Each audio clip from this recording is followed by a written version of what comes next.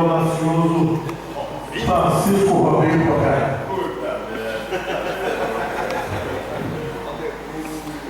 Boa noite, gente. Cumprimento os novos vereadores, em nome do presidente dessa casa, Elias Conceição Silva, que a gente diz que é polêmico, audacioso dele.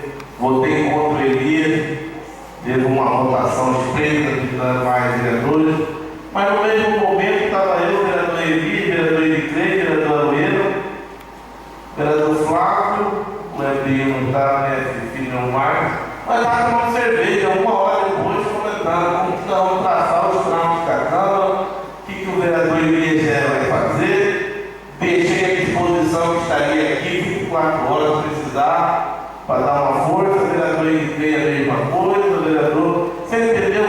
É igual o Ediclei disse, os empates acontecem, uma coisa que esquece. Muito feliz, obrigado, vereador Ediclei, pelas palavras.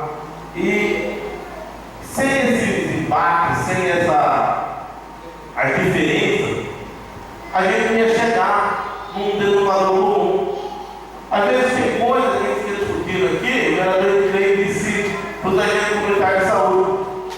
Às vezes, para não ficar feio, a gente feio dele, ou assim, não é a palavra feia, demonstrar que a gente está brigando com o público de vocês, a gente veio fazer uma, que às vezes uma família lá, antes de vir para cá, a ver o quê? A gente está discutindo lá dentro. Um não concorda, outro sai da sala, outro volta para a sala, vai e passa o dia todo assim, vai embora. Aí chega aqui e já fica mais calmo, aí fica mais. Mas tem dia que não dá não, tem dia que fica o bate aqui. Mas agradeço sim, agradeço do coração de Ediclei. Muito obrigado, com uma experiência de longa data do vereador Ediclei. É um elogio que a gente tem de coração. Obrigado, vereador Era e demais vereadores.